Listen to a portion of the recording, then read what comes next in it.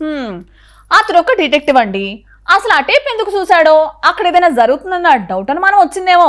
అట్ట చూడడం వల్లే కదండి ఒకరోజు ఓ చిన్న పాప పానం పోకుండా బతికి ఉంది. ఈరోజు నిజంగా ఆ డిటెక్టివ్ చేసిన పని చూసిన వాళ్ళందరూ సెల్యూట్ కొట్టేస్తున్నారండి. ఇంతకీ అతను ఏం చేశాడనే కదా మీరు అందరూ చూడాలనుకుంటున్నారా? అయితే లేట్ ఎందుకు మరి, ఓ లుక్ వేసుకోండి.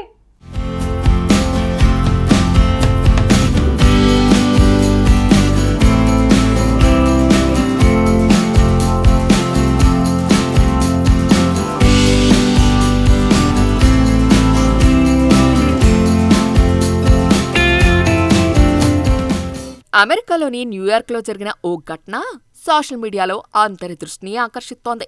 అంతేకాదు, ఓ ప్రైవేట్ డిటెక్టివ్ చేసిన పని ప్రశంసల్ని అందుకుంటోంది.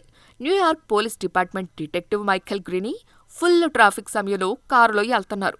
రద్దీ సమయంలో తన డ్యూటీకి వెళ్తుండగా కారులో ఊపిరి అందక ఉక్కిరిబిక్కిరి అవుతున్న శిశువును చూసి ప్రాణాలను కాపాడాడు. దీనికి సంబంధించిన వీడియో నెటిజన్ల హృదయాల్ని హత్తుకుంది. న్యూయార్క్లోని ఎమర్జెన్సీ షోల్డర్ లేన్లో వేగంగా వెళ్తున్న నల్లటి కారుని detective first grade Michael greeny ట్రాఫిక్లో ఉండగా గమనించాడు. డిటెక్టివ్ తన కార్ లైట్లని త్వరగా ఆన్ చేసి ఏం జరుగుతుందో అర్థం చేసుకోవటానికి వేగంగా వెళ్తున్న కారుని ఆపాడు. తన బిడ్డ ఉక్కిరిబిక్కిరి అవుతోందని గ్రీనీకి ఆ బిడ్డ తండ్రి చెప్పాడు. ఆ వ్యక్తి అరుపు విన్న వెంటనే ఆ డిటెక్టివ్ దూకి శిశువుని కారు నుంచి బయటకు తీశాడు. గ్రీనీ ఆ పాపను వీపుపై కొట్టి ఆమె గొంతు క్లియర్ చేస్తున్నట్టు, తద్వారా ఆ బిడ్డ మళ్లీ ఊపిరి పీల్చుకునేలా చేశారు. గ్రీనీ ఎన్పీవైడీలో 17 ఏళ్లుగా పనిచేస్తున్నారు.